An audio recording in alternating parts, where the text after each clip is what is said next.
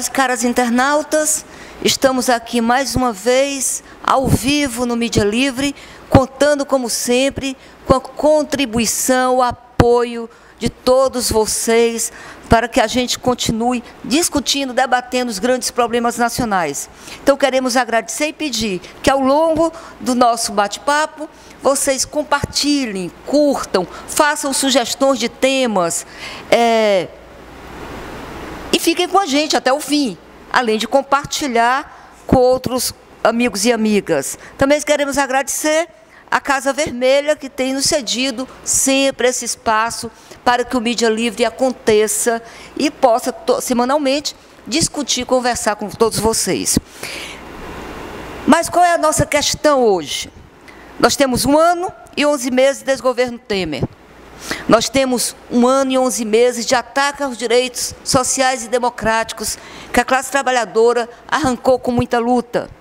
Nós temos 1 ano e 11 meses de perseguição jurídico, político, midiática ao PT e ao governo Lula. Mas também 1 ano e 11 meses de violência em todas as dimensões, em todas as ordens, né?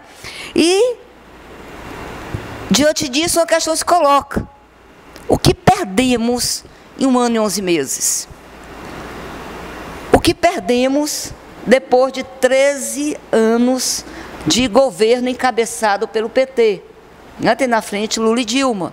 Eu acho que essa conversa que a gente aqui, junto com a Marti Silva, iremos discutir com a contribuição e a participação de todos e todas internautas. Então, vamos lá, Marti. O que perdemos? Eu me perguntando sobre isso, a questão primeiro, porque nós perdemos muita coisa, né? Mas, para facilitar a nossa conversa, o nosso bate-papo, o que perdemos em termos de soberania nacional? Boa tarde a todas e todos internautas.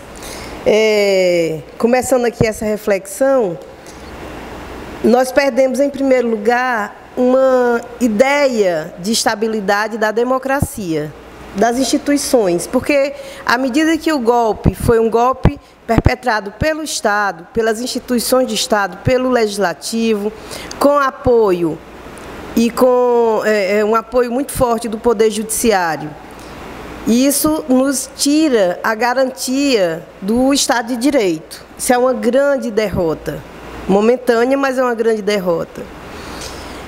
Nós precisamos fazer um comparativo entre todas as conquistas de 1 década e meia de governos Lula, Dilma, de governo do PT, de governo da esquerda, de governo democrático, para caracterizar esse período histórico que foi esses 2 últimos governos, para a gente também medir e ter a dimensão real do que nós perdemos. E você disse bem, a nossa soberania. Em primeiro lugar, a soberania no sentido da soberania popular, que ela é consagrada no voto livre, no voto... o voto que foi dado, por exemplo, democrático, livre, democrático, sigiloso, que foi dado, por exemplo, à presidenta Dilma, né, num sistema inquestionável. O voto real, o voto verdadeiro. Então, a soberania popular, ela foi perdida naquelas sessões da Câmara e do Senado em que a maioria dos parlamentares, sem nenhum compromisso com a democracia, sem nenhum compromisso com a verdade, sem nenhum compromisso com o Brasil, depois uma presidenta eleita sem nenhum crime. A soberania nessa dimensão. E a soberania nacional no sentido de deter poder decisório e projetos futuros com as nossas riquezas, né? Não é por acaso que a Petrobras e todo o investimento, toda a possibilidade de exploração do pré-sal deixa de ser obrigatoriamente da Petrobras e passa a ser de um conjunto de multinacionais que operam mundialmente com essa questão do petróleo. Nós estamos vendo nos últimos dias um processo acelerado de privatização. O STF, recentemente, deliberando pela realização da privatização do sistema Eletrobras. Esse processo de privatizações tinha sido interrompido com a eleição do presidente Lula em 2002, porque era uma prática corrente do governo neoliberal do PSDB, encarnado no Fernando Henrique Cardoso. Então, nós voltamos a essa cantilena da privatização, quando países da Europa já estão retrocedendo. Você veja, a Inglaterra hoje, na ampla maioria da opinião dos ingleses, já entendem que o processo de privatização não é interessante para aquele país. Para mover a economia. Para mover a economia, para dar à economia nacional o desenvolvimento necessário que repercute para a população.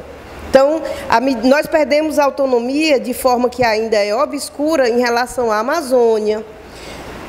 Porque vamos ver o seguinte, que o Brasil ele é alvo de cobiça em vários aspectos. Nas riquezas naturais, na Amazônia, que é a grande reserva mundial, na nossa reserva de água, na soberania sobre a questão militar. A gente vê que hoje o governo federal, esse governo golpista, retomou com os Estados Unidos a autorização para a posse da base de Alcântara, o que tinha sido interrompida com o governo Lula. E isso nos leva a questionar por que até hoje está aprisionado o militar que era responsável por um processo importantíssimo, por um projeto importantíssimo de interesse nacional.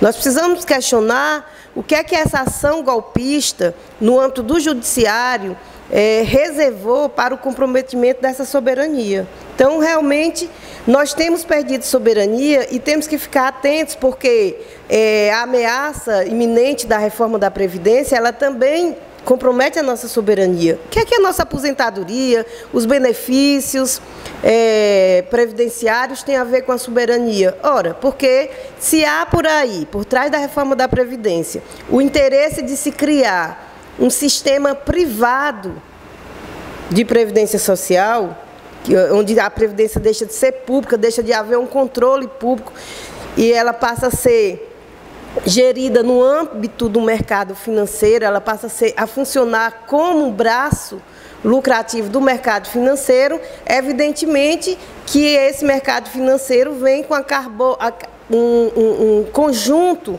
de interesses internacionais sobre eles. Então, até na questão da previdência social, a nossa soberania nacional se vê ameaçada, né? Quando a proposta neoliberal é que cada um, individualmente, cuide do seu futuro a partir de uma poupança depositada em bancos. E esses bancos privados têm muito interesse.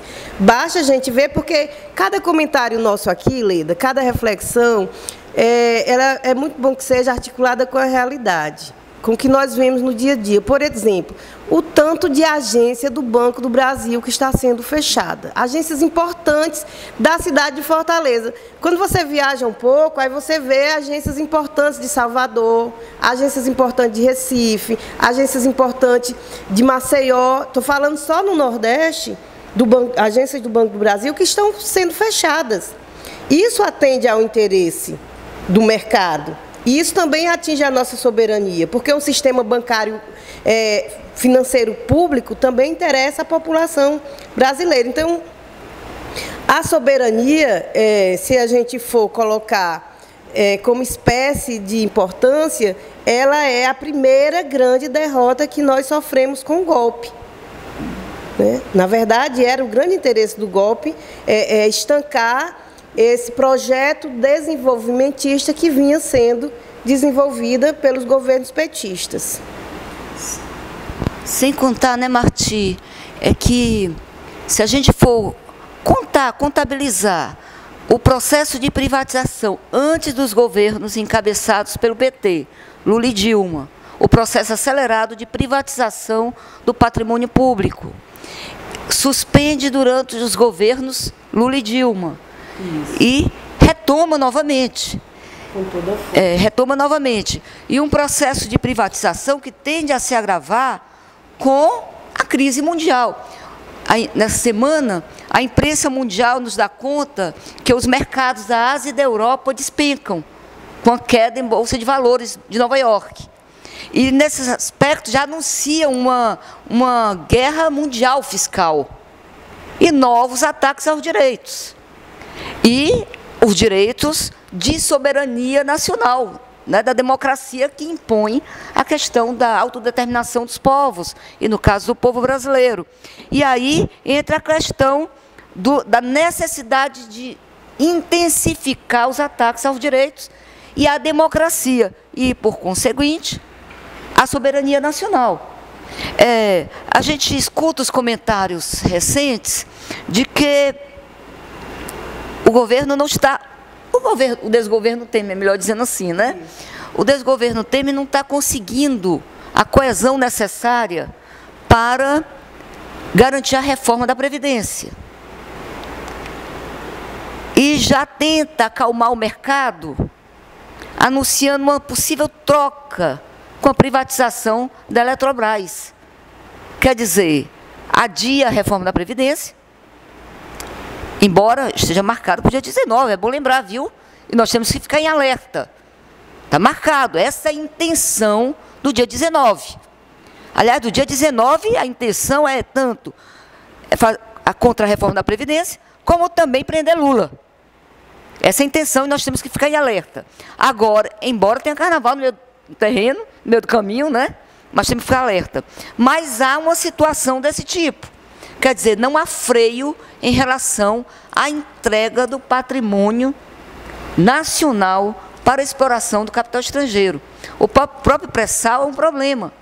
O pré-sal é uma conquista durante o governo Lula, é bom lembrar, conquista durante o governo Lula, e anunciado publicamente qual era a intenção do pré-sal, era investir nos programas. De repente, os golpistas retiram essa possibilidade, quer dizer, tiram a intenção dos programas sociais para entregar a exploração do capital estrangeiro, e isso nós precisamos divulgar a todos e a todas, porque o pré-sal é uma conquista nossa, nós não podemos entregar. E aí entram as outras questões, além da soberania nacional, que você colocou, reduziu muito bem, a entrega do todo o acervo cultural, econômico, político, para a exploração externa. Nós temos também algumas conquistas do ponto de vista da saúde e da educação pública. Isso. O que perdemos, por exemplo, com a política de teto de gastos, com a emenda constitucional do teto de gastos, que impede o investimento na saúde e na educação pública. Não é isso? Vamos falar um pouco sobre isso? É muito interessante a gente saber o grau de cinismo que tem a narrativa pró-golpe e pró-entrega das riquezas nacionais e também pelo fim da Previdência. Veja bem que recentemente, uma comentarista importante da Rede Globo, importante não para a formação da nossa opinião, evidentemente, é bom deixar bem claro, mas importante para o sistema Globo, que faz toda uma operação de manipulação da opinião pública em relação à realidade, comentou desarvoradamente que a dificuldade de se aprovar a reforma previdenciária no Brasil estaria causando um reboliço na banca internacional e tinha causado essas quedas nas bolsas de valores do mundo inteiro.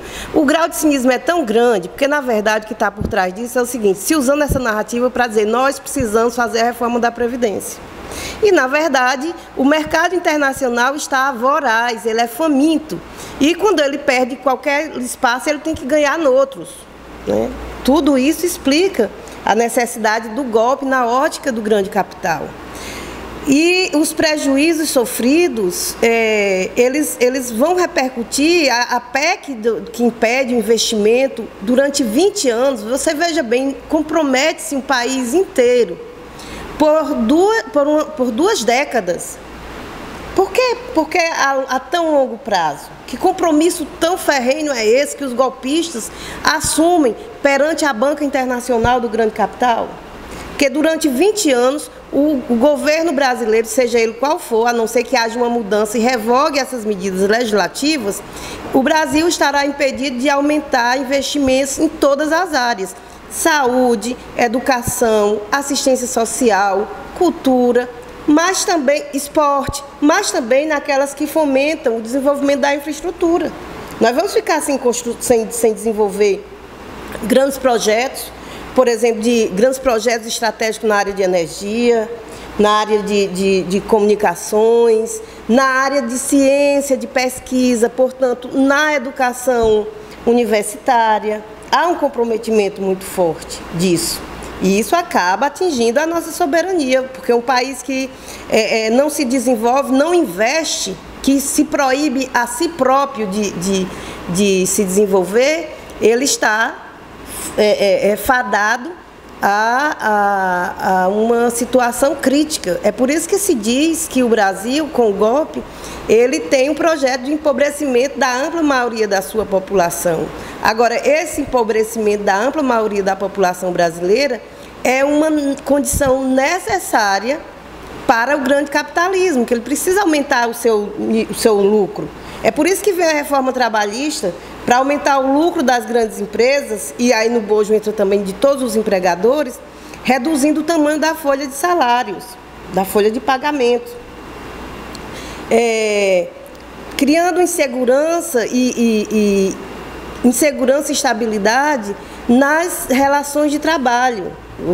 Hoje em dia a gente já vê constantemente anúncios de trabalho intermitente. Então, o salário mínimo, que foi tão bem investido durante os governos Lula e Dilma, durante os governos do PT, digamos claramente, agora ele sofreu um revés histórico, que era a remuneração mínima garantida a toda trabalhadora, a todo trabalhador brasileiro. Hoje ele deixou de ser obrigatório. Através de quê? Do trabalho intermitente, porque você pode contratar um trabalhador por horas durante o dia.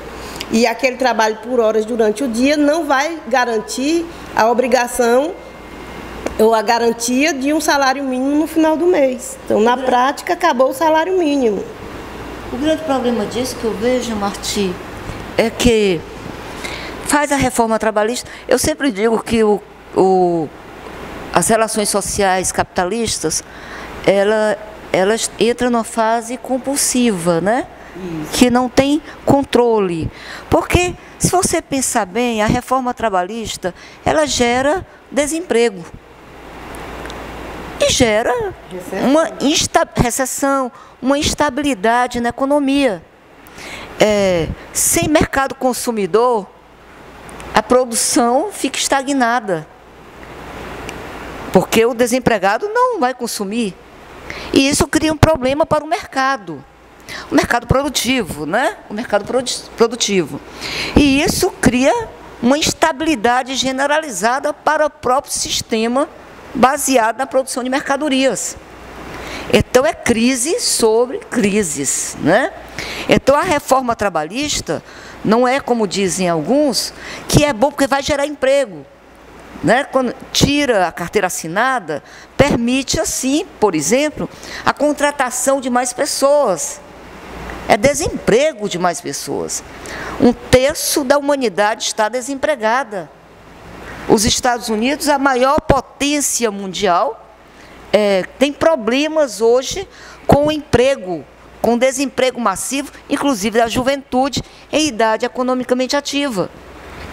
E agora que tentava recuperar um pouquinho, com a crise da Bolsa, a crise aumenta ainda mais. A situação se agrava para o capitalismo mundial, que vai repercutir sobre nós. Quer dizer, há uma previsão, inclusive da Organização Internacional do Trabalho, do aumento do desemprego da juventude,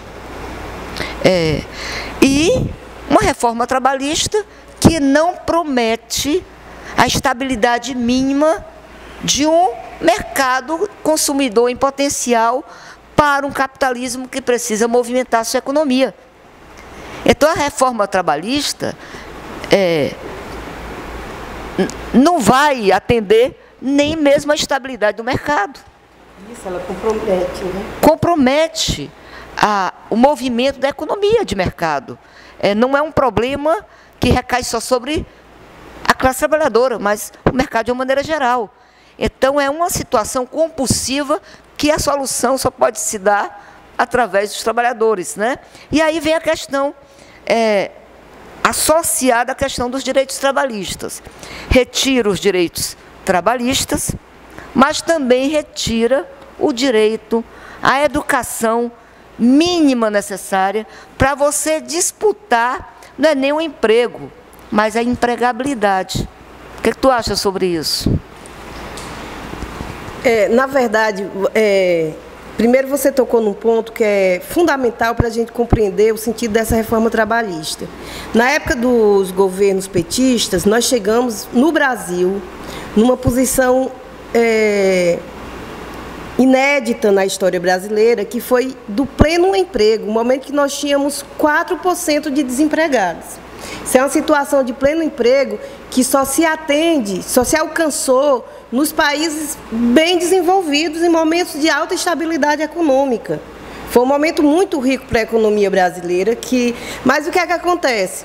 Agora, dados recentes, pós-reforma trabalhista, os dados que nós temos é que hoje o trabalho informal superou em quantidade o trabalho com carteira assinada, e já é um resultado imediato dessa reforma trabalhista.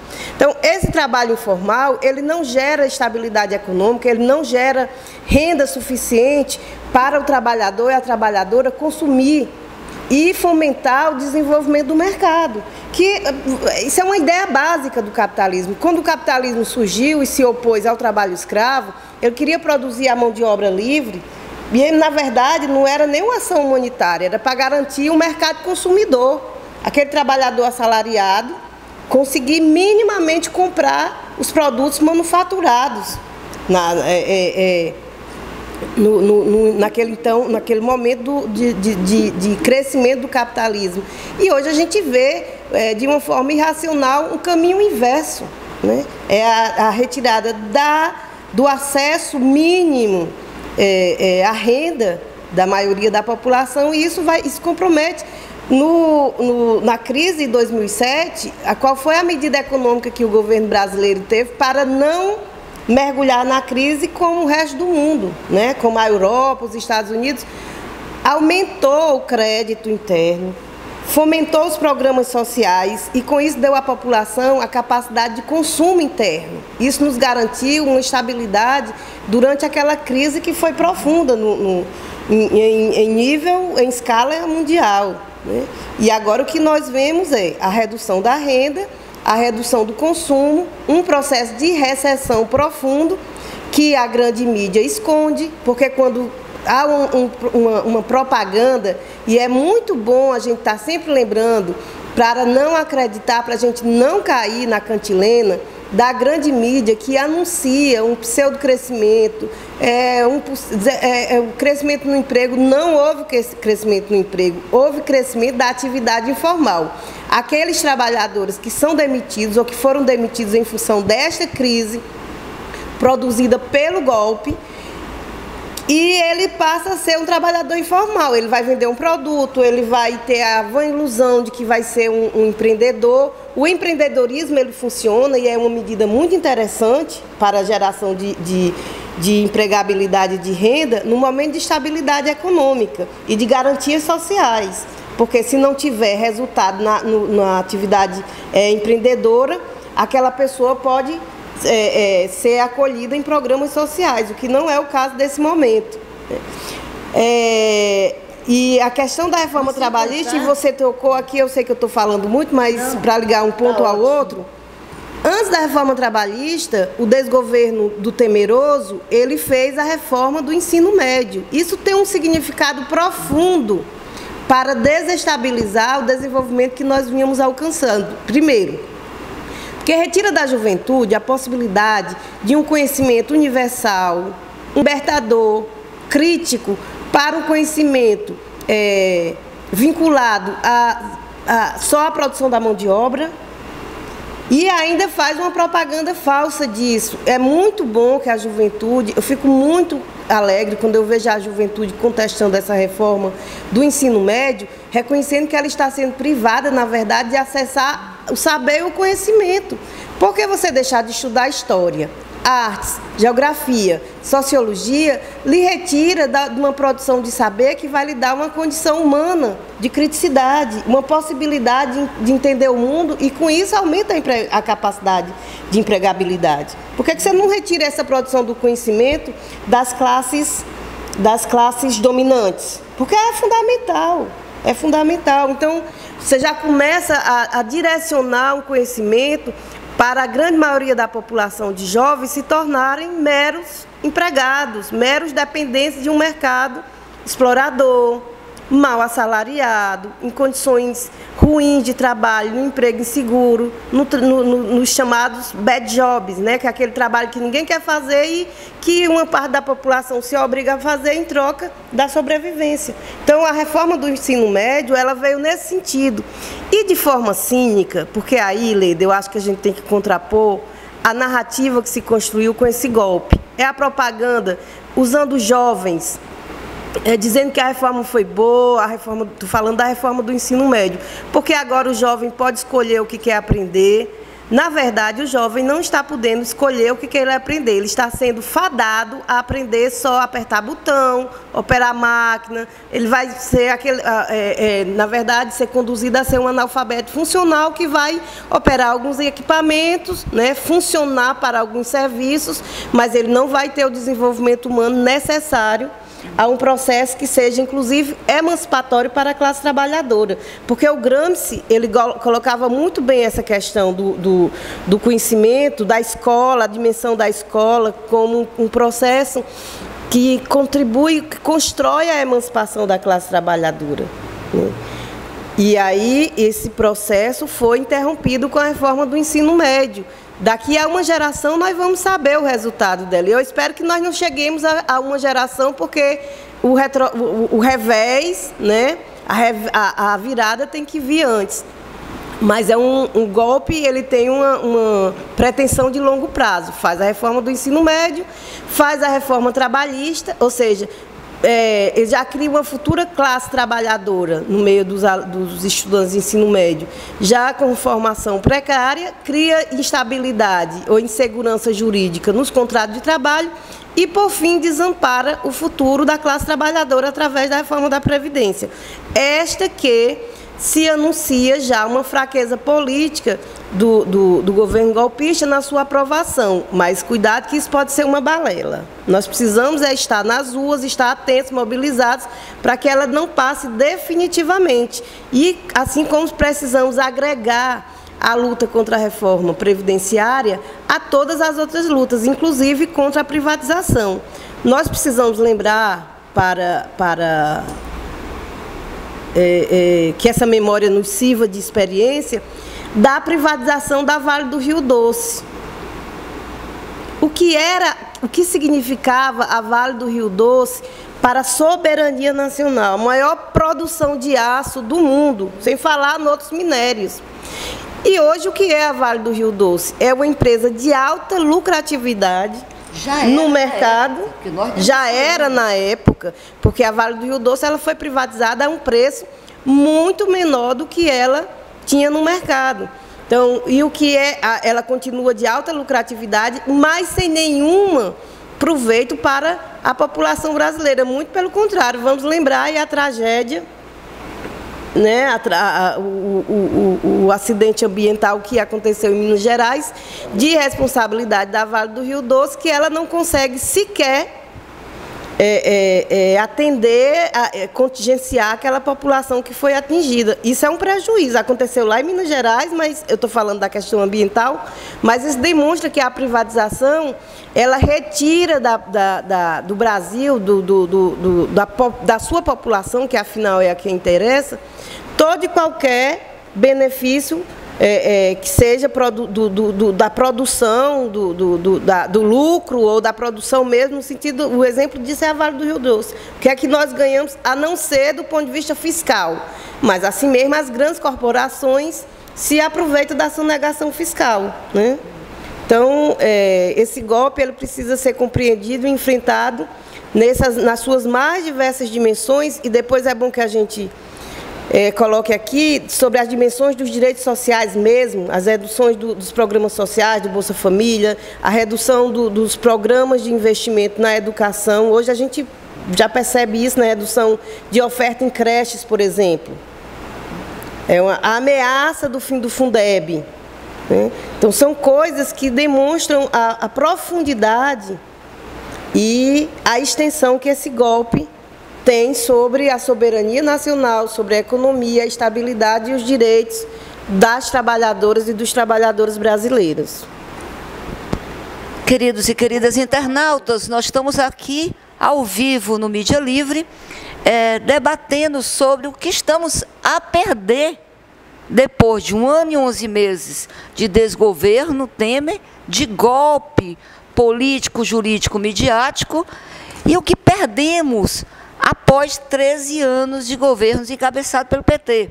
Então, pedimos que você continue com a gente, compartilhando, curtindo, comentando, dando sugestões, e agradecer também, como sempre, a Casa Vermelha, espaço político e cultural, do vereador Guilherme Sampaio, que tem sido o local que temos explorado para realizar o bate-papo.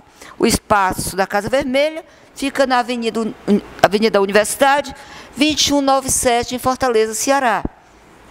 Mas pegando, Martim, que você falou, mas tem uma certa lógica, aliás, tem toda a lógica, a reforma trabalhista, na minha leitura, e a reforma da educação.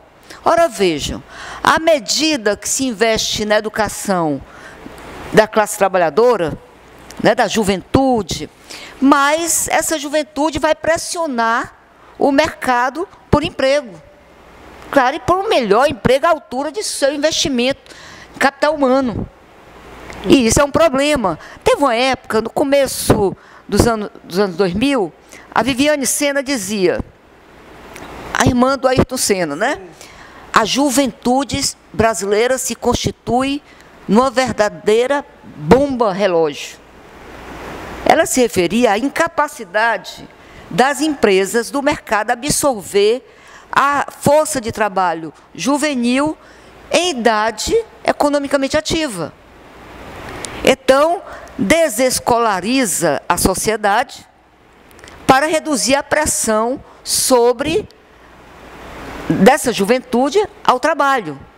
E o que é mais grave disso, na minha leitura, eu queria te ouvir sobre isso, é que joga a responsabilidade do indivíduo, que não investiu em capital humano. Isso.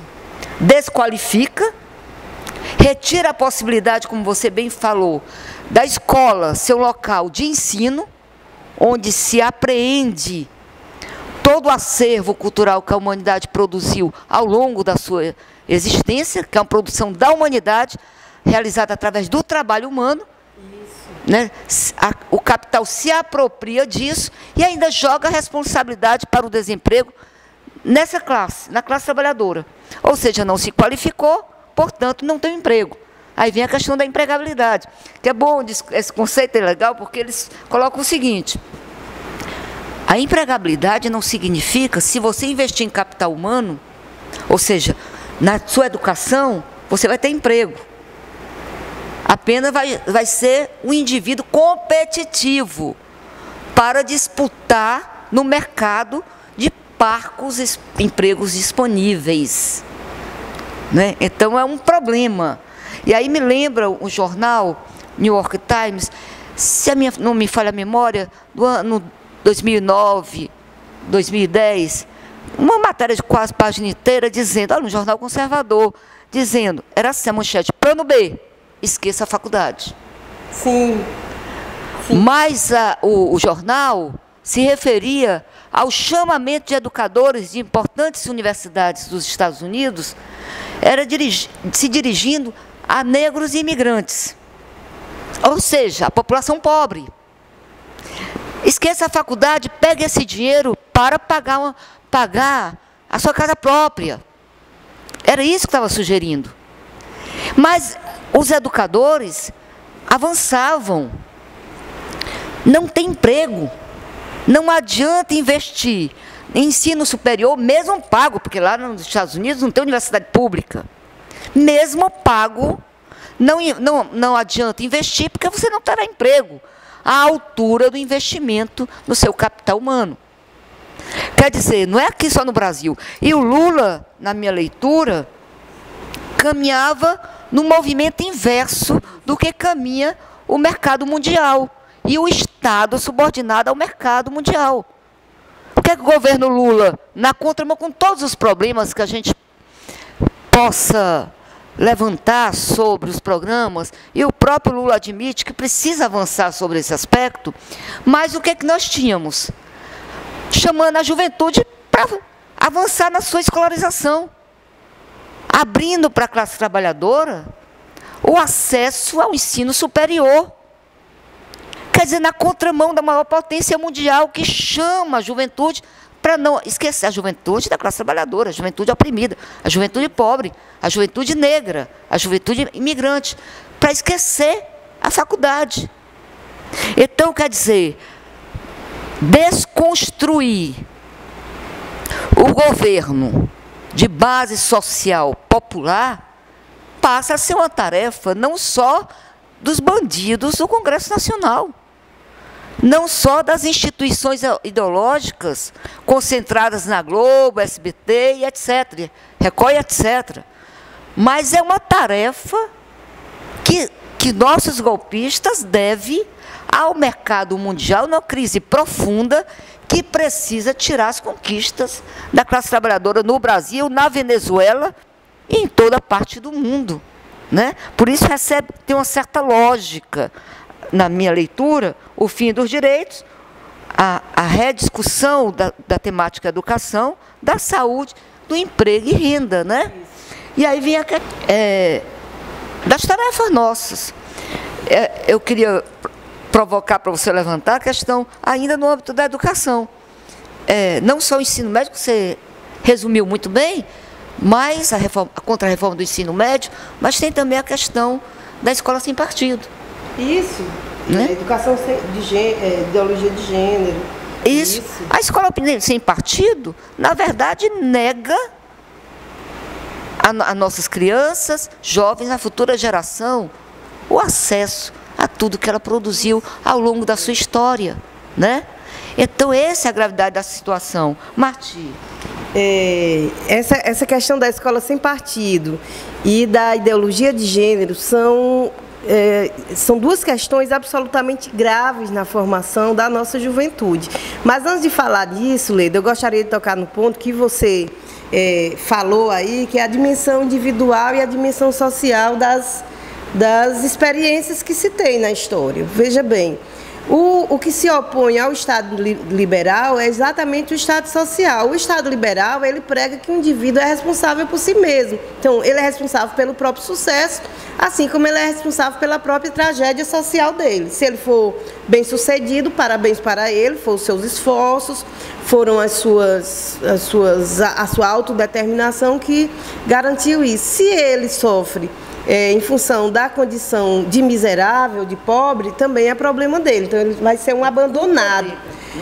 Na proposta do Estado Social, a dimensão coletiva, ela ganha vulto. E ela está correta, porque é o seguinte, nenhum indivíduo é sozinho, né? Nós não podemos dizer que quando uma mulher enfrenta a violência, se rebela numa situação de violência doméstica, denuncia, consegue sair daquele ciclo de violência doméstica, que ela está agindo individualmente. Ela só vai fazer isso quando ela é alcançada por um conjunto de ações públicas, de políticas sociais, de acolhimento, de serviço, que garante a ela essa atitude individual. É o que acontece também quando um jovem ou uma jovem pobre da periferia consegue ter ascensão social a partir do estudo, a partir de ingresso nas universidades, a partir de alcance de sucesso em concurso público, por exemplo. Não é a atitude individual dele. Esse jovem ou essa jovem, quando alcança essa mobilidade social, ele foi guindado por uma série de serviços, por uma série de políticas públicas. Sem essas políticas públicas, sem esses serviços públicos, isso se torna impossível. Então, a ideia do sucesso individual, ele cai por terra. Porque nem um pobre consegue sucesso individual sozinho. Isso é uma questão de política pública, isso é uma questão de política de compreensão, de concepção de Estado, e só o Estado social alcança isso. Agora, veja bem, nós também temos colocado de forma subreptícia na propaganda golpista o enaltecimento do indivíduo. Eu consegui isso por esforço próprio. Inclusive, se a gente lembrar a primeira propaganda do Aécio, ele dizia: não acredite que o governo está dizendo que lhe deu o acesso à universidade, que lhe deu o acesso ao emprego. Você conquistou isso por esforço próprio. Era uma contranarrativa a ideia do Estado social, né? E hoje, aliada a toda essa questão do individualismo, que coloca para a pessoa individualmente a responsabilidade tanto pelo sucesso quanto pelo fracasso, nós vimos um conjunto de base ideológica que torna esse indivíduo muito mais vulnerável, se ele não se colocar como sujeito coletivo e político. Uma dessas questões é a chamada, a famigerada, a perigosa, a que deve ser combatida, enfrentada, escola sem partido. O que é a escola sem partido? A escola sem partido é a escola do Partido Liberal, é a escola do partido da direita, do partido do fascismo, porque há um partidarismo nisso, há uma parte interessada nisso, aquela parte que não quer que os jovens pensem, critiquem, raciocinem, que se entendam como indivíduos e como tal, se colocam como sujeitos coletivos. Então, a escola sem partido é aquela que cria máquinas, que cria robôs para operar no mercado quando tiver um emprego de baixa qualidade. A outra questão é a ideologia de gênero, que proíbe que a sociedade reflita sobre os diversos papéis dados para homens e mulheres e para o conjunto da população na sua mais diversa gama de manifestação da sexualidade. É a negação disso. E o que é que nós vimos com a escola sem partido? É o recrudescimento e o avanço de posições conservadoras e até fascistas entre a juventude. Porque a juventude pobre não reflete, não se coloca como indivíduo dentro de um contexto coletivo e ele passa a agir dominado apenas por uma proposta de violência, de rejeição, de preconceito. Não é por acaso que a gente vê os denominados carecas, pobres nordestinos, negros, agindo uns contra os outros por preconceito.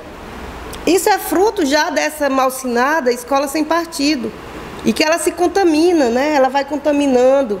Nós precisamos enfrentar isso, enfrentar não apenas o debate, mas enfrentar na ação para fazer retroceder essa proposta, barrar, porque ela é antidemocrática, ela é anti-humanitária.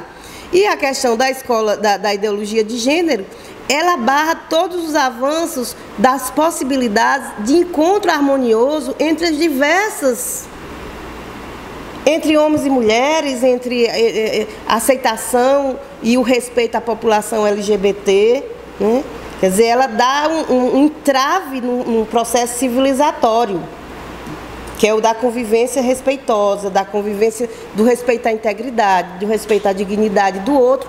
No entanto, a chamada escola de ideologia de gênero, ela deve ser vista, e isso é mensurável hoje, pelo crescimento da violência sexual contra meninas, contra mulheres. Por que é que os meninos não podem refletir o papel dele enquanto homem, enquanto ser do sexo masculino, que é um papel produzido social historicamente, que pode ser modificado, né, com as práticas cotidianas, a partir da ideia do respeito, da igualdade de direitos. Então, quando se retira do ambiente escolar ou do ambiente juvenil, qualquer que seja ele, a reflexão sobre essa condição de gênero, nós estamos contribuindo que essa falta de reflexão ela se transforme também em violência, ela se transforma em respeito à figura da mulher. Haja visto que quando surge um hit de carnaval aí chamado, em que o cara diz que pode dar bebida para a menina, depois cometer uma violência sexual e abandoná-la na rua, isso reflete na prática o que é a ideologia de gênero, né? Ou a falta de reflexão sobre a condição de gênero. E esses dois aspectos, escola sem partido e ideologia de gênero, são produtos ideológicos muito fortes do golpe no Brasil. Sem contar, né, Martia, o problema da impossibilidade que essa tentativa fascista, né, de pensar o mundo, de discutir os pré-conceitos, os conceitos prévios. Que isso é possível desconstruir esses conceitos prévios, os preconceitos, através da ciência. É o conhecimento científico que nos permitirá desconstruir tudo isso. E da liberdade de pensamento. Por isso, retira da juventude, das nossas futuras gerações, essa possibilidade de entender a realidade para além dos fenômenos, mas aprender a realidade na sua concretude. É isso que retira com a tal escola sem partido. Agora, a realidade sempre fala mais alto do que as ideias, né? Então, nesse sentido, a realidade está impondo o silêncio dos tais coxinhas, né? E a surpresa de alguns iludidos nessa história. Porque, na verdade, o mercado tem muito a perder com Lula presidente. Pelo que se expressa, não é isso? Parece que é a síntese das nossas falas. O mercado tem muito a perder.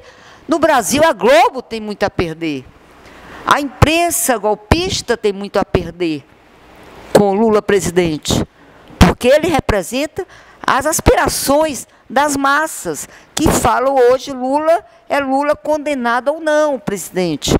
Então, é natural que essa reação, essa ofensiva. Os juristas têm muito a perder. Inclusive, auxílio moradia, né? Que é uma piada. Ou poderia ser uma piada se não fosse grave. É muito grave. Os bandidos aí com processos criminais com provas têm muito a perder com Lula voltando. Então, nós não temos muito o que pensar nesse momento. É a defesa dos nossos direitos que está posto para nós, nesse período. Então, nesse final de nossas falas, que conta até agora com a presença sempre dos nossos e nossas internautas, fechar. Nós estamos entrando no carnaval, com 1000 ameaças dos golpistas, mas com crise também dos golpistas. Então, os foliões comprometidos com a luta, o que recomendamos para eles, né? Na verdade, o que é recomendado para todos nós é a luta, né? É a resistência. E eu quero aqui agradecer aos internautas que têm acompanhado os nossos debates aqui no Mídia Livre, numa quantidade muito boa, mas que é importante, e lembrando para vocês, quem não fez ainda, que se inscreva no YouTube, na Mídia Livre, porque isso dá a gente um estofo nessa questão da disputa contra a hegemonia da mídia, né? Esse trabalho aqui, na verdade, a gente quer discutir, criar espaços de reflexão sobre a nossa realidade que não seja mediado por canais de televisão que apenas manipulam, que mentem, que induzem, né? Então, é importante que todos participem, que curtam, que compartilhem e que se inscrevam também no YouTube. E, para finalizar, já que nós nos aproximamos do Dia Internacional da Mulher, eu gostaria de deixar aqui uma memória e uma homenagem a Margarida Alves. Margarida Alves, conhece, mas para quem não conhece ou ainda é muito jovem, foi uma trabalhadora rural de luta, uma sindicalista rural que organizava a luta dos trabalhadores, que tinha uma grande liderança no interior da Paraíba e que foi assassinada a mando de latifundiários na disputa pela reforma agrária. Margarida Alves, ela deu inclusive nome à Marcha das Margaridas. É um ícone para as mulheres, é um ícone para a luta popular. Então, que nas proximidades desse 8 de março, que é uma data importantíssima para as mulheres e para os homens que lutam pela emancipação, nós queremos lembrar, homenagear e dizer para todos da importância dessa mulher lutadora brasileira, nordestina, trabalhadora rural, Margarida Alves. A indicação do livro, que eu estou sendo aqui convidada a fazer, eu queria sugerir uma leitura que não é recente para a formação da luta das trabalhadoras e dos trabalhadores. Queria convidar vocês a ler, a reler, a buscar os ensinamentos do grande revolucionário Antônio Gramsci. A minha sugestão é que leiam Cadernos do Cárcere. Essa leitura do Gramsci, hoje, ela nos dá luzes muito importantes para a gente compreender a nossa realidade, a gente compreender o papel dos movimentos sociais, dos sindicatos, da juventude, dos missionários de igrejas comprometidas com a libertação. Então, é muito importante. E compreender também a importância da aquisição ou da apreensão do conhecimento pela classe trabalhadora no processo revolucionário, no processo de emancipação. Então, a minha sugestão de luta, de livro, aliás, fica a sugestão de luta também, mas a sugestão de livro é Cartas do Cárcere, de Antônio Gramsci. Tem várias editoras ou edições disponíveis e tem a dica ainda de poder baixar, eu acho que está disponível porque já é de domínio público, e em memória e homenagem da grande Margarida Alves. Um abraço a todas e todos. Sem dúvida. E aí nós temos que discutir, em qualquer momento, como é que está a preparação nossa, né, das mulheres, para o 8 de março, que deve se associar à luta pela democracia, né, no Brasil. E do Lula ser candidato. Ser candidato, o direito de ser candidato. E nesse sentido também eu não posso deixar de indicar o livro Opressão da Mulher, de Misa Boito, membro da Executiva Nacional do Partido dos Trabalhadores, e espero, Misa, em qualquer oportunidade, a gente ter você aqui na Mídia Livre para debater o lugar da mulher, que você provoca no livro, o lugar da mulher na luta pela emancipação da classe trabalhadora, né? E transformação da sociedade. E nesse sentido, gente, a gente termina aqui agradecendo mais uma vez aos nossos e nossas internautas, agradecendo a Casa Vermelha através do vereador Guilherme Sampaio e desejando um bom carnaval, mas com os dois olhos abertos, atentos, porque a classe dominante golpista desse país não dorme, e vão deixar para festejar as cinzas do carnaval com a derrota dos nossos direitos sociais e democráticos. Então, pulando o carnaval com um olho em Brasília e o outro olho na folia, né? Bom carnaval para todos e todas. Você acaba de assistir mais uma produção da Mídia Livre. Eu sou o vereador Guilherme Sampaio e eu apoio a Mídia Livre. Apoie você também. Curta, compartilhe, comente, ajude a democratizar a comunicação no nosso país. Até a próxima.